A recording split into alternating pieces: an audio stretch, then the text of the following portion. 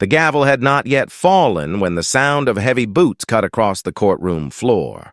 A cold and precise kick struck the black man standing in the center of the room, squarely in the stomach. The dry crack that followed hit like a slap across the face of justice. The entire courtroom froze for a single breath. Dr. Caleb Morgan fell to his knees. His breath caught his hands, still cuffed in front of him. His eyes stayed open not from pain but from disbelief at what had just happened in a place that was supposed to represent the sanctity of law.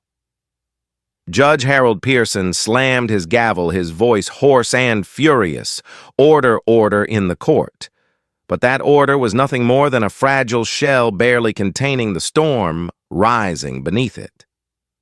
The officer who had thrown the kick, Sergeant Greg Dalton, still stood there, his face flushed red with anger, his eyes burning with contempt.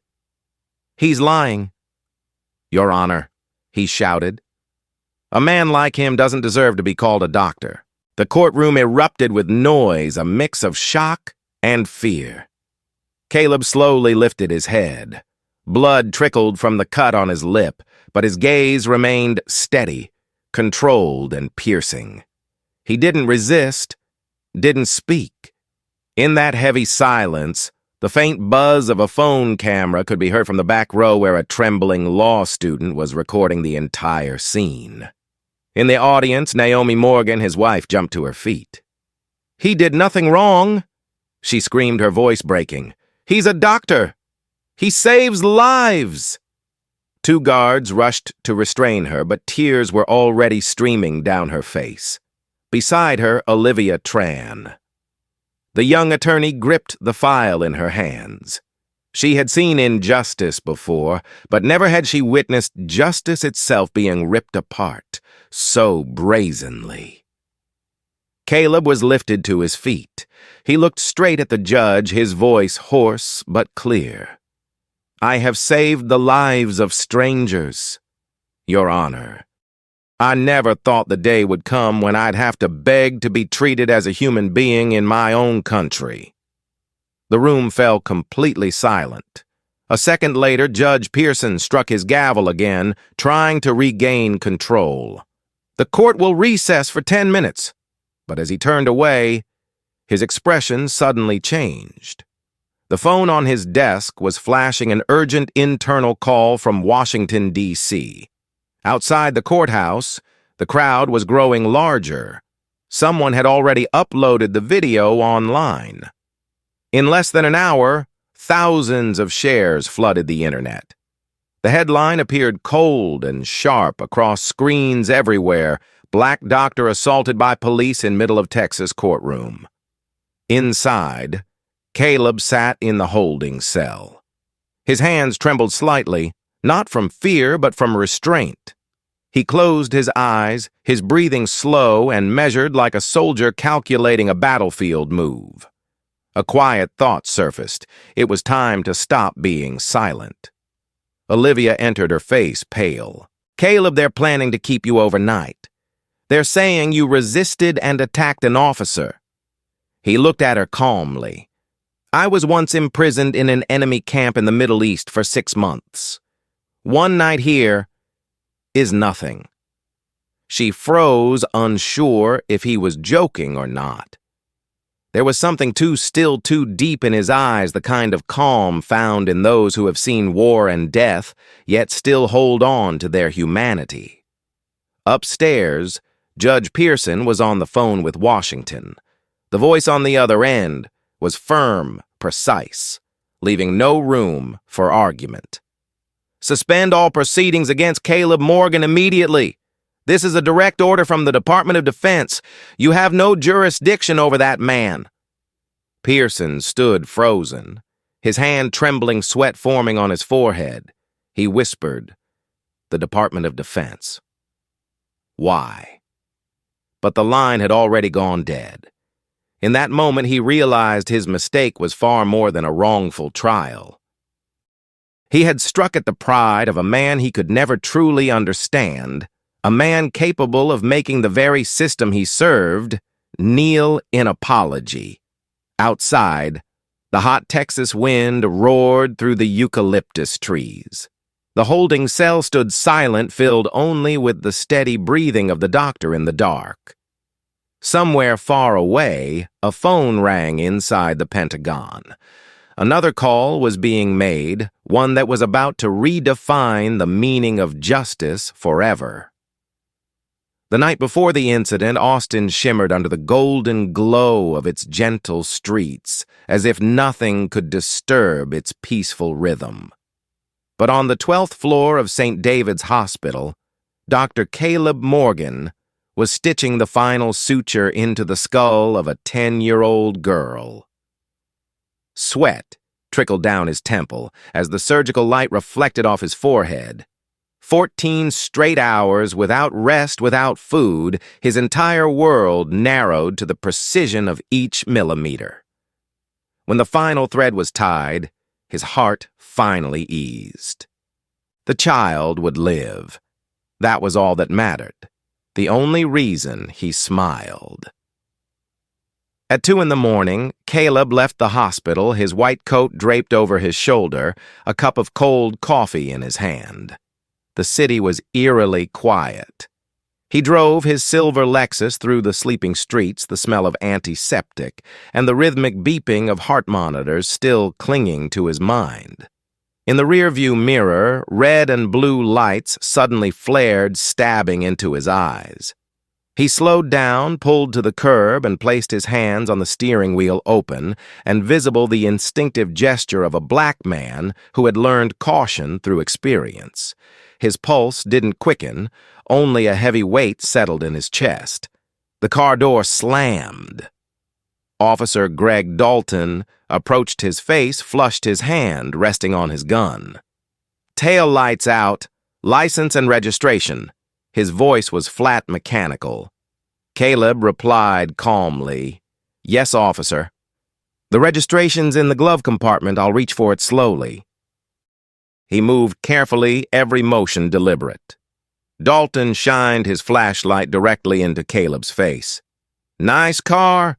So you're a doctor or something else?" His tone dragged thick with mockery. Caleb answered softly, "I'm a neurosurgeon at St. David's." Dalton let out a short, derisive laugh. "Sure you are. And I'm the president." The streetlight threw warped shadows across his face, distorting him into something crueler. Caleb stifled a sigh, keeping his tone steady. "If you'd like, I can show you my medical license."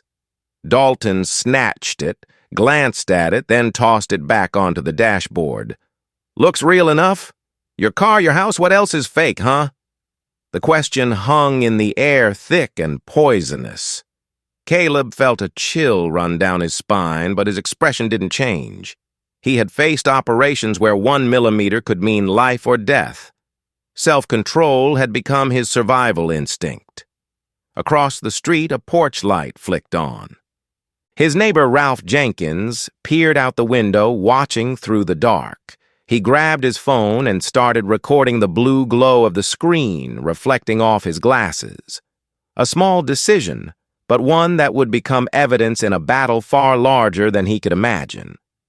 "Step out of the car," Dalton ordered. Caleb complied, hands still visible. "May I ask the reason, officer?" "Routine safety check," Dalton said as he rummaged through the car. Moments later, he pulled out a small white bag. "What's this, doctor?" Caleb froze. "I've never seen that before." Dalton's smile was cold. "Don't tell me you don't know. It's yours." Everything happened absurdly fast. A man who had just saved a child's life was now forced to his knees on the cold asphalt handcuffs, biting into his wrists. When another patrol car arrived, Dalton spoke into his radio. "Suspect resisting narcotics found in vehicle." Caleb whispered to himself just loud enough to hear, "Stay calm, Morgan. Stay calm." He had learned those words during his years in the military, how to stay alive for his team in the middle of enemy fire. Across the street, Ralph kept filming, his heart pounding. He saw Dalton do something strange, lean into the car, slide his hand under the seat, then pull out the same bag he had planted earlier. Ralph couldn't believe his eyes. He knew the video would force him to testify, but he couldn't turn away from his conscience. At the police station, Caleb sat in the interrogation room. The fluorescent light glared harshly on peeling white walls. He asked to make a phone call. They ignored him. He requested a lawyer. They laughed. "Who do you think you are?" one officer said. Caleb raised his head, his voice calm and firm. "I'm a citizen of the United States, and I know the law." The temperature in the room seemed to drop. When the metal door shut behind him, he leaned his head against the wall. In the silence, memories flooded back: the roar of jet engines, the blinding sunset over Syria, and his commander's voice over the radio. "Colonel Morgan, you're the pride of the Air Force." He had survived battles others never returned from, had pulled comrades from the jaws of hell. But tonight, on the very soil he had defended, he was treated like a criminal. Outside, Ralph's phone began uploading the video. Within minutes, the hashtag Justice for Caleb spread like wildfire.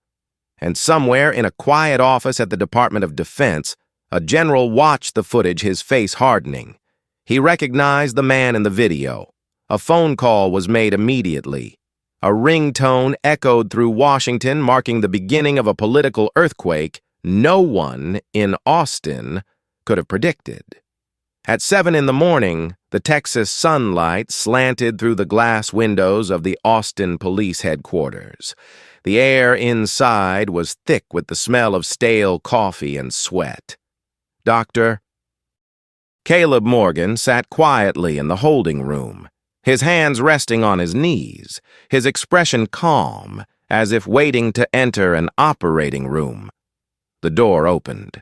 Lieutenant Mark Hensley, head of investigation, stepped in with a thick folder under his arm. He looked at Caleb briefly, his voice rough. "You're under arrest for possession of narcotics and resisting law enforcement." "Do you have anything to say?" Caleb looked up, his gaze steady. "I want a lawyer, and I want my vehicle examined immediately." Mark narrowed his eyes. He had seen every kind of criminal: liars, weepers, remorseful ones, but never someone this calm, this controlled, almost defiant toward the entire system. "A lawyer will be assigned," he said dismissively, signaling to the officer by the door. "Take him down for fingerprinting."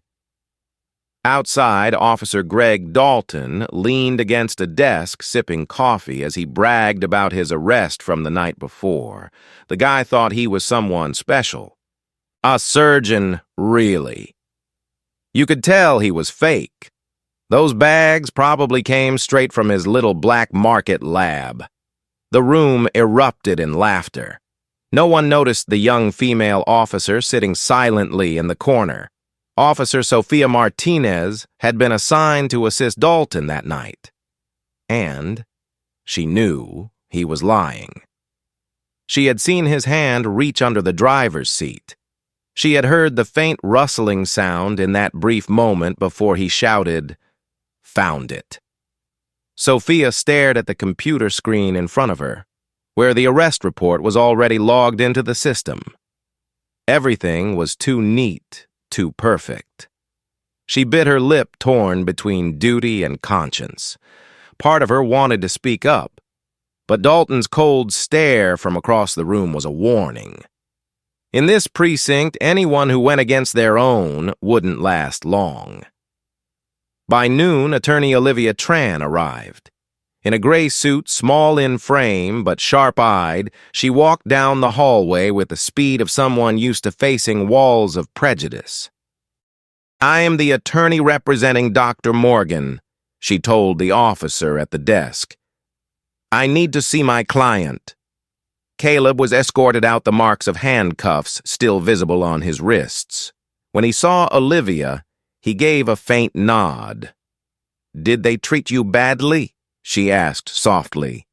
Not worse than what I've endured before, he replied with a faint smile. I've been on battlefields, Ms. Tran. This is just another kind of war. The words caught her off guard. You were a soldier, I was, he said, simply offering no more. Olivia opened her file. I reviewed the neighbor's video. There's a clear moment where Officer Dalton leans into the car. I'll file a motion to submit that as evidence. Caleb nodded, his voice calm. They'll deny it, but the truth has a way of finding its own path. Upstairs, Lieutenant Hensley was on the phone with the mayor's office. The voice on the line was tense and urgent. Mark, this case is blowing up online. There's video, a witness, and the hashtag is spreading fast. Reporters want statements. Hensley froze, sweat forming on his neck. This could drag the whole department into crisis, but he also knew the system's instinct to cover up, handle it quietly, and let it fade away. Meanwhile, at Ralph Jenkins's home, the neighbor who had filmed the incident, the phone was ringing nonstop. Reporters, lawyers, and even strangers on social media were begging for the original clip. Ralph only said, I'll give it to the court, no one else. His wife looked worried. They'll come after us, Ralph, he replied firmly. If we keep being afraid, who will speak for justice? As evening fell, Caleb was transferred to the city jail to await the morning's bail hearing. Through the car window, he watched the small houses pass by, people walking their dogs, the blue sky above serene as if injustice had never existed. Inside him rose a feeling hard to name, peaceful, yet burning. He thought of his father, an Air Force veteran, who once told him, no storm lasts forever. But when it passes, people will remember who stood still in its center. At the Department of Defense headquarters, General Adrian Cole sat before his computer screen. He froze on a zoomed-in image of Caleb Morgan's face, handcuffed, staring straight into the camera. He couldn't believe it. Good God, he murmured. That's Colonel Morgan, he turned to his aide. Get the Department of Justice on the line, now. At that same moment in Austin, Olivia received notification the court had scheduled a bail hearing for the next morning. She looked at Caleb, her voice resolute. We'll face them, and this time, they won't get away easily. Caleb gave a faint smile. I believe you. But remember, justice doesn't belong to the powerful. It belongs to those who refuse to bow. That night, the city slept quietly, but beneath its calm surface a wave was rising. No one yet knew that in just a few hours a call from Washington would shatter the wall of silence, holding the entire system together. The morning sun blazed over Austin, yet the air carried a heavy sense of anticipation. Outside the county courthouse, dozens of reporters gathered, cameras fixed on the stone steps where Dr. Caleb Morgan was about to appear. Across the street, a small group of protesters held up a banner that read, Justice for Morgan. Justice for all. Inside the courtroom was cold and austere. Judge Harold Pearson sat sternly behind the dark wooden bench, his face expressionless. He was known for being uncompromising, especially in cases involving police officers. To his left, the prosecutor presented a thick file and spoke in a steady voice. Your Honor, the defendant was caught in possession of illegal substances in his personal vehicle. The state requests that bail be denied. Defense attorney Olivia Tran rose to her feet, her light gray suit crisp, her small frame radiating quiet determination. Your Honor, she said, her voice sharp as a scalpel. Video footage from witness Ralph Jenkins shows the officer leaning into the defendant's car and acting suspiciously moments before the alleged discovery of the evidence. We request that this video be reviewed before any bail decision is made. Judge Pearson raised an eyebrow, his tone dry. "Counselor, this is a bail hearing, not a trial. The court will not review video evidence at this stage." Olivia tightened her hand into a fist, nodded, and replied calmly, but firmly. "Your Honor, I only ask that justice not be distorted by procedure." The courtroom fell silent. The white light illuminated Caleb's composed face. He wore a wrinkled shirt, the collar still marked by the handcuffs from the night before. But in those deep, dark eyes there was no fear, only the steady patience of a man who had survived the storms of war. When allowed to speak, Caleb stood. His voice was deep, clear, each word slicing through the air like a surgical blade. "I'm a doctor. I have saved hundreds of lives, black, white police officers and prisoners alike. I have never used drugs. The only thing I'm addicted to is believing that this law still has justice left in it." A low murmur rippled through the room. On the opposite side, Officer Greg Dalton sat in the witness row, his eyes flashing with contempt. He leaned forward, muttering something under his breath that no one could hear. When Olivia began her questioning, he grew restless. "You said you stopped his car because of a broken tail light, correct?" she asked. "Correct," Dalton answered. "Do you have photographic evidence or any written record confirming the light was broken?" "No need. I saw it myself. And when you searched the vehicle, you found the illegal substance." "Correct." "Was your body camera recording during the entire encounter?" Dalton hesitated. "It malfunctioned." "For how long?" "About 5 minutes?" Olivia narrowed her eyes. "How convenient, since that's exactly when Mr. Jenkins recorded his video." Another wave of murmurs spread. Judge Pearson frowned. "Attorney Tran, this is not a cross-examination. The court is only here to determine bail." Olivia nodded and sat down, but her face betrayed her frustration.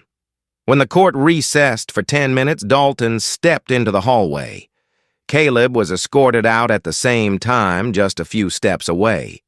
Dalton moved closer, leaning toward him, his voice low. "You think those fancy words in there are going to save you? I'll make sure you never practice again." Caleb looked at him calmly, his tone soft as wind. "You know the people who once threatened me on the battlefield are now just memories. Are you sure you want to join their list?" Dalton's face turned red, but before he could respond, a court security officer stepped in. "Back to your position, officer."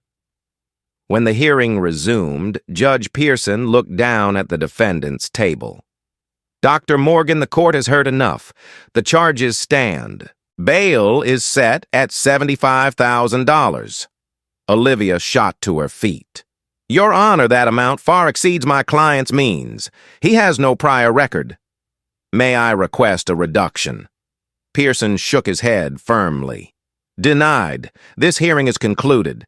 But just as he lifted his gavel, the back door swung open. A frail woman with silver hair rushed in, phone in hand. It was Mrs. Jenkins, the wife of the witness who had filmed the video. "Your Honor," she said, her voice trembling but resolute, "I have evidence." Olivia turned her eyes, lighting up. "Your Honor, please allow the submission of this evidence." Pearson slammed his gavel, his tone sharp. "No exceptions. The court will not view the video at this stage." From the gallery, someone began to sob.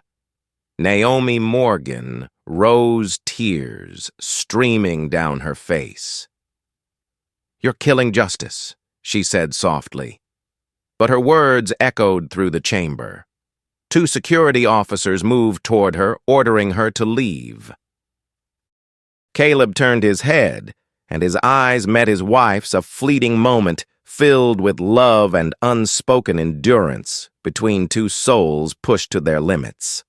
Outside, the crowd began to chant. News had spread.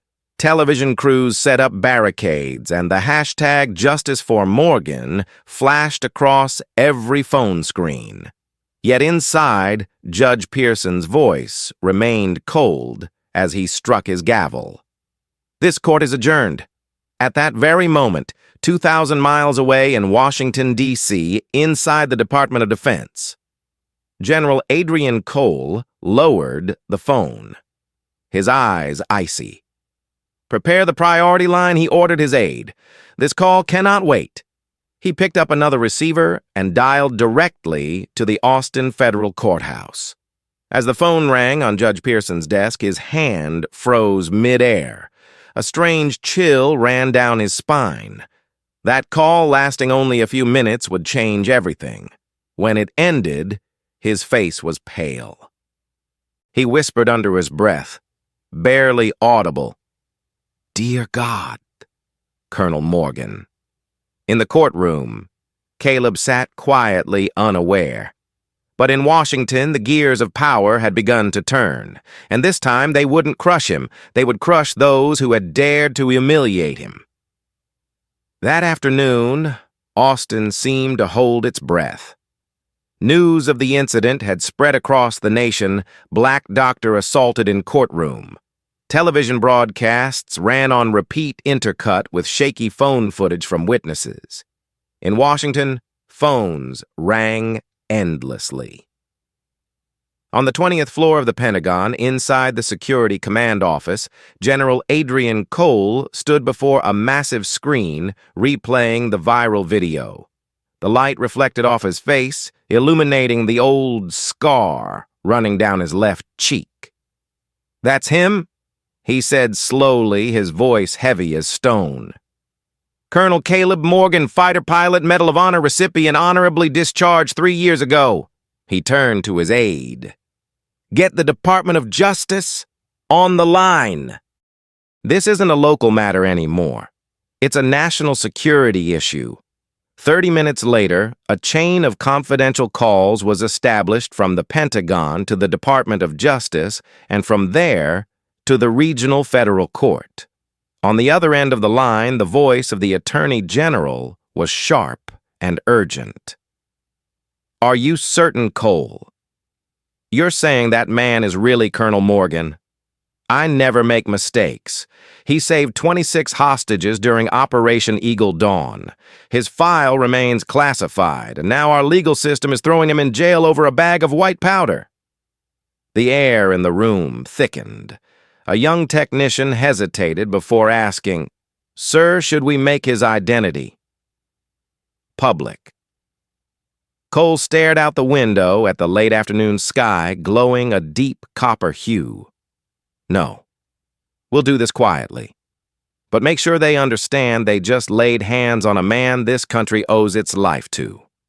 Meanwhile, in Austin, Attorney Olivia Tran sat in her small office, eyes fixed on her laptop screen. Her inbox overflowed with messages from national media outlets. She ignored them all. What caught her attention was an anonymous email that had just arrived containing only one line. "He's not just a doctor. Prepare for change." Olivia looked out the window at the sunlit office buildings beyond. A strange intuition rose within her. She called Naomi Morgan. "I think someone powerful is getting involved. Did your husband ever mention his military past?" On the other end, Naomi sighed softly. "He once said he served in the Air Force, but he never talked about the details. I only know that some nights he wakes up drenched in sweat, calling out for his teammates." Olivia paused, then replied quietly, "If I'm right, tomorrow's court session won't be anything like today." At that same moment, in Judge Pearson's chambers, the phone rang again. But this time, it wasn't an ordinary call, it was an encrypted federal line. He answered, and a calm yet cold voice spoke. "Judge Pearson, this is the Chief Judge of the Regional Federal Court. The Attorney General is on the line. We are ordering an immediate suspension of all proceedings involving Caleb Morgan. A military legal officer has been dispatched to Austin. You will receive direct instructions." Pearson froze, sweat soaking through his shirt. A military officer. "Why is the military involved in a civilian case?" The voice cut him off. "This is a federal order. We'll take responsibility. Do not ask questions." The line went dead. Pearson sank into his chair, his mind echoing with the sound of every gavel he had ever struck, each one now weighing like a verdict against himself. The next morning, as the first light spread across Austin, an unprecedented scene unfolded outside the courthouse. Federal agents in black suits sealed every entrance. The distant thrum of helicopter blades grew louder until a UH-74 touched down in the nearby park, kicking up dust and leaves in a violent storm. Inside the transport van, Caleb looked up. He said nothing, but a faint light flickered in his eyes, the look of a man who knew what was coming. From the helicopter emerged a man in a crisp Air Force uniform, silver insignia gleaming on his shoulders. In his hand was a locked briefcase bearing the seal of the Department of Defense. Flanked by 2 federal agents, he strode straight toward the courthouse doors. The crowd parted in awe murmurs rippling through the air. "Who are they here for?" "What's happening inside?" One reporter whispered to another. "They say it's for Dr. Morgan's hearing. This is huge." Inside, Judge Pearson sat stiffly at the bench. The courtroom doors swung open and the officer entered, stopping in the center of the room. "Your Honor," he announced clearly, his voice echoing, "I am Lieutenant Colonel James Hayes, representing the Department of Defense. I am carrying classified documentation regarding the defendant, Caleb Morgan." The air turned electric. Reporters lifted their cameras, recording every word. Pearson struggled to steady his voice. "The court does not accept classified materials without federal authorization." Hayes calmly opened the briefcase, producing a red envelope stamped classified. His voice was firm and deliberate. "This order comes directly from the Secretary of Defense. Dr. Morgan's full name is Colonel Caleb Alexander Morgan, former United States Air Force combat pilot member of Operation Eagle Dawn. He is a Medal of Honor recipient for rescuing both soldiers and civilians during a classified mission in 2016. A wave of shock rippled across the courtroom. Dalton shot to his feet, his mouth hanging open. Naomi covered her face and wept. Olivia's knuckles turned white as she clenched her fists. Pearson looked down at his bench, his voice breaking. "Dear God, what have I done?" Hayes turned toward Dalton, his gaze sharp as steel. "Officer Dalton, you are hereby detained for assaulting a military officer and falsifying evidence. All your legal privileges are revoked immediately." 2 federal agents stepped forward, snapping handcuffs onto Dalton's wrists. He struggled, shouting, "This is a setup! I didn't know who he was." Caleb rose, slowly, his expression calm, almost cold. "You don't need to know who I am," he said quietly. "You only need to understand what honor means." Outside, the helicopter blades thundered like war drums announcing a reckoning. And in Washington, General Adrian Cole allowed himself a faint smile for the first time in years. He knew then that justice was never something granted. It was something reclaimed sometimes by wielding the very power that the system had once abused. That morning, as sunlight poured over the stone steps of the Austin County Courthouse, people began to gather around the square.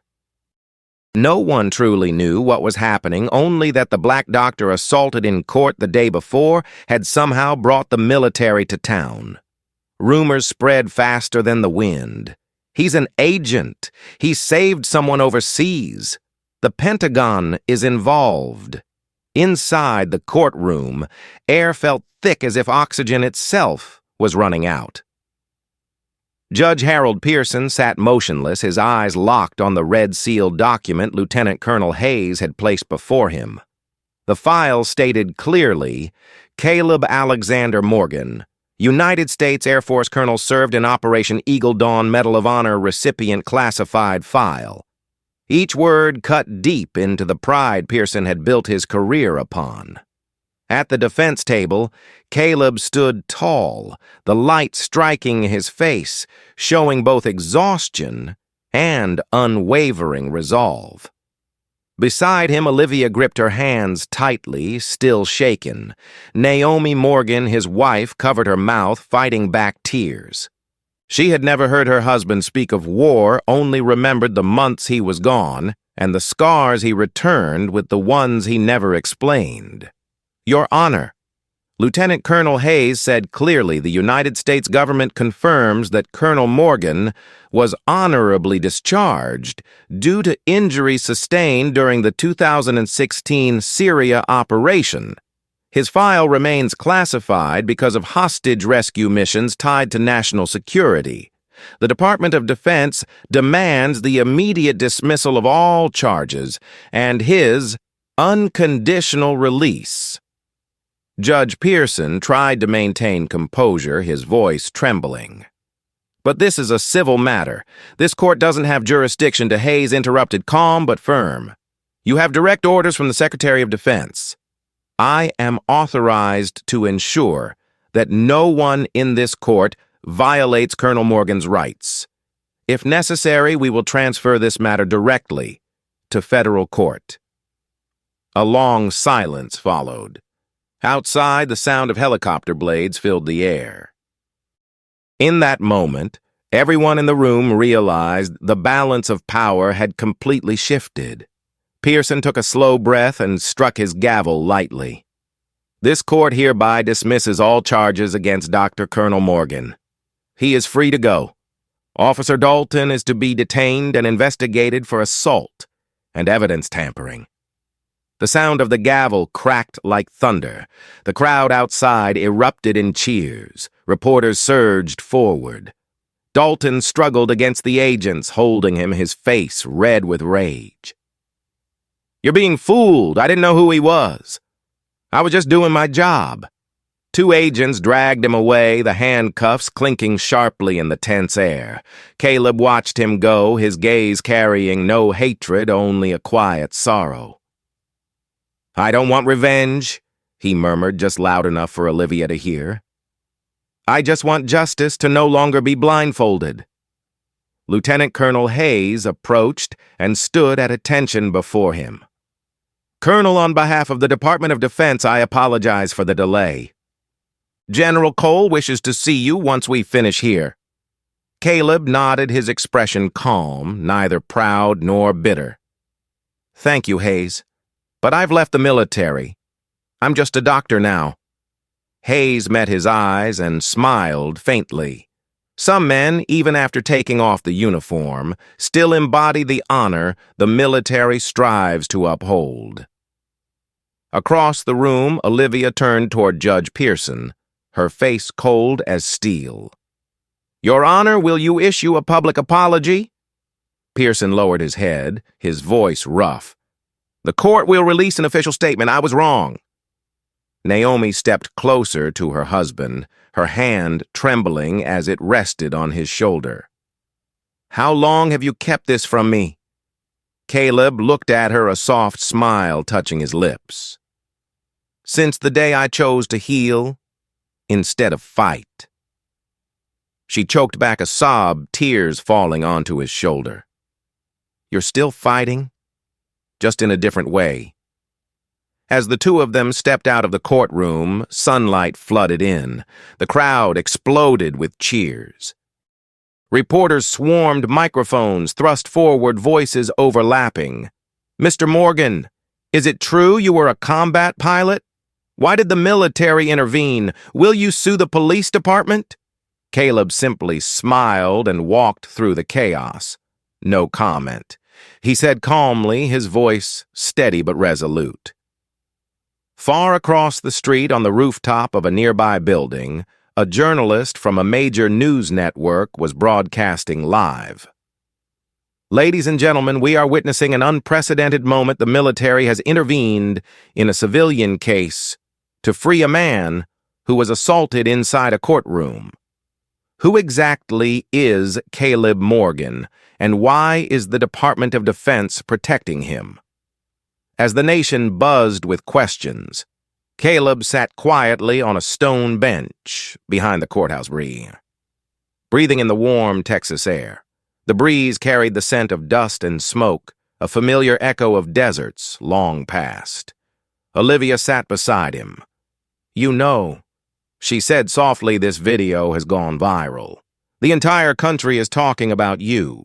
Caleb looked up at the sky, where a small plane traced a thin white line through the clouds. "I don't want to be the center of attention," he said. "I just want people like me and those without the rank of colonel to be treated fairly." A few feet away, Hayes answered a short phone call. "Yes, General Cole, he's safe." "No, not yet. We'll bring him to the base within 2 hours." He turned back, his eyes bright. "They want to see you, Caleb. They said you once owed this country a farewell. Now it's time to reclaim it." Caleb smiled faintly. "I think the real farewell should be to my past."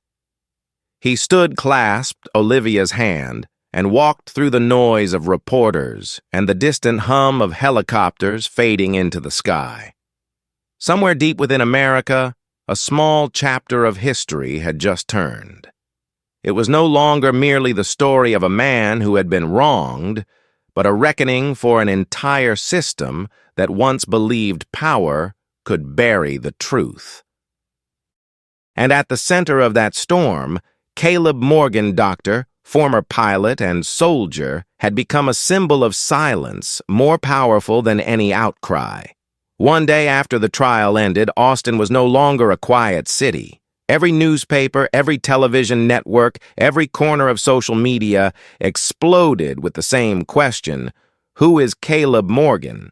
Headlines blazed across screens nationwide: "Doctor attacked in court revealed as war hero, military intervention in civil case shakes America." In the downtown district, crowds gathered holding banners that read, "Justice for Morgan, justice for all." In a small house on the outskirts of South Austin, Naomi Morgan sat by the window gazing into the garden. The phone on the table rang non-stop calls from reporters, human rights organizations, and lawyers, all asking for interviews. Caleb stood behind her, quietly pouring coffee. He had grown accustomed to the noise of public opinion, a noise that once never touched him. "Are you tired?" he asked softly. Naomi shook her head. "No, just sad. Because they believe you're innocent now, not because of justice, but because you're a colonel." Her words left him silent for a long time. Meanwhile, at City Hall, Lieutenant Sophia Martinez sat before 2 FBI agents. She was the only witness. That night, the one who had seen Dalton plant the white powder inside the car. One agent asked, "Are you ready to testify knowing this could end your career?" Martinez lifted her head, her voice firm. "If I stay silent, I don't deserve to wear this uniform another day." Her hand trembled slightly as she signed the statement. That same afternoon, an official federal investigation was announced. The news spread like fire. Old files resurfaced, revealing that Dalton had been accused 7 times of racial misconduct, all dismissed as internal matters. Judge Pearson's name also appeared in the reports among those who had repeatedly handed down lenient rulings for police officers. CNN aired a special investigative segment opening with the line, "A doctor, a hero, and a system forced to confront itself." Olivia Tran became a familiar face on television. She appeared in countless interviews speaking about justice, the courage of witnesses, and the flaws in police accountability. We cannot let justice depend on rank or title. If Caleb hadn't been a colonel, he might have been buried by the system forever. Her words echoed through every news panel and talk show. While the media storm raged, Caleb chose silence. He spent most of his time in his study looking out at the old garden.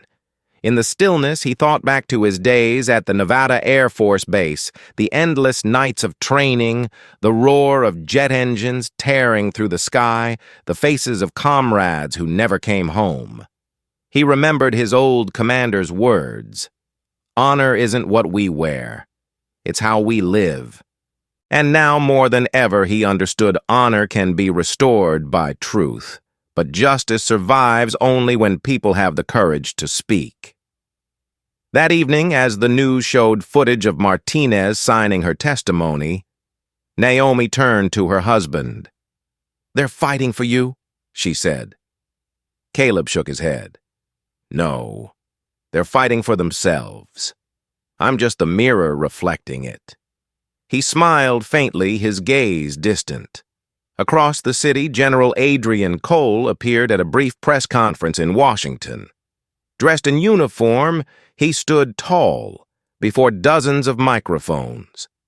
"Colonel Morgan once saved my life 10 years ago during Operation Eagle Dawn. I could not stand by while his honor was defamed. But more importantly, this is not just one man's story. It's a reminder that justice is not measured by color or rank, but by truth." His words spread across the internet, shared millions of times within hours.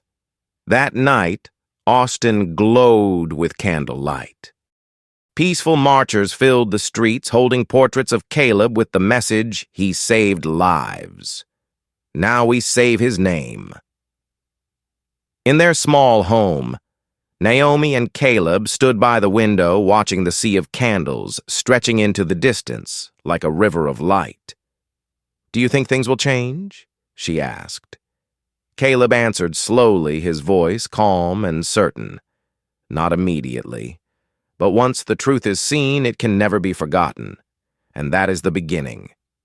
Outside, the night wind passed over the candles, not extinguishing them, but making them flicker small flames of hope, growing brighter in the dark. A week later, the federal court of Austin opened a new trial. But this time, the defendant was no longer Dr. Caleb Morgan. It was former police officer Greg Dalton. Outside, lines of people stretched across the courthouse steps, reporters packed shoulder to shoulder, and camera lights blazed as bright as day. Banners hung across the entrance read, "No one is above the law." The atmosphere was charged, a mix of anticipation and outrage, as if the entire city was waiting for a reckoning. Inside the courtroom, Dalton sat at the defendant's table, wearing a dark suit and a freshly cut hairstyle, but his arrogance had vanished. He stared down at his clasped hands, his face pale and drawn. In front of him stood Olivia Tran, now representing the prosecution, alongside a team of federal prosecutors and FBI agents. In the front row, Caleb and Naomi sat quietly, their expressions unreadable. The trial began with the prosecutor's firm declaration. This is not merely a case of fabricated evidence or police brutality. This is a betrayal of public trust. The defendant, Greg Dalton, used his badge as a weapon and turned justice into an instrument of oppression. The words cut through the room like a blade, heavy and sharp. One by one, the pieces of evidence appeared on the large courtroom screen. The video, recorded by Ralph Jenkins, along with recovered body cam footage that had been deleted but restored by FBI technicians, clearly showed the moment Dalton leaned into the car and slipped the bag of white powder beneath the seat.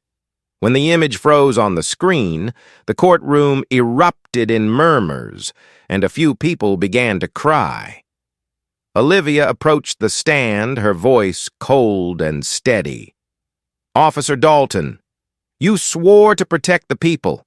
Can you explain why your hand was seen placing a bag of narcotics inside the vehicle Of a doctor, with no criminal record. Dalton said nothing, sweat forming on his forehead. I don't remember. You don't remember or you don't dare. 2. Olivia pressed her tone sharp as glass. After a tense silence, she called the next witness, Lieutenant Sophia Martinez. She walked to the stand in her pressed uniform, her voice trembling slightly, but filled with conviction.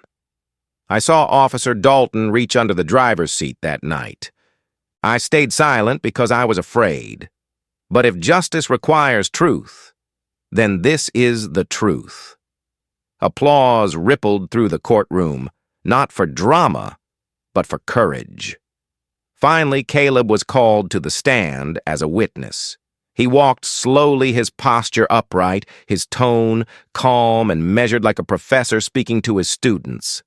I hold no anger, he began. I only want to understand how a man in uniform could believe that power gives him the right to invent guilt for the innocent. I don't ask for privilege as a veteran. I ask for equality as a citizen. The entire room fell silent. For a long moment, even the judge nodded in acknowledgement. 2 days later, the jury returned with their verdict, guilty on all counts. Dalton lowered his head. His shoulders trembling while outside the courthouse, the crowd erupted in cheers. Olivia gently squeezed Caleb's hand and said quietly, "You've won." He replied simply, "No justice has." The judge pronounced a sentence of 15 years in federal prison, a rare punishment in cases of civil rights violations. As the guards escorted Dalton away, he glanced back at Caleb, his eyes filled with hatred and fear. Caleb didn't look up. He simply closed his eyes and exhaled slowly, as if releasing the weight he had carried since the day he left the battlefield. Outside the courthouse, thousands of voices shouted his name.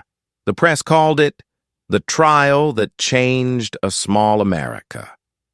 Olivia gave a brief statement before the cameras. Justice doesn't begin with the powerful, she said. It begins with those brave enough to say no. As the evening light faded, Caleb and Naomi walked down the courthouse steps together, surrounded by flashing lights and roaring applause. He didn't wave or smile, only held his wife's hand tightly. At the final step, he paused and looked out at the sea of people before him. In that moment, he understood that his fight was far from over.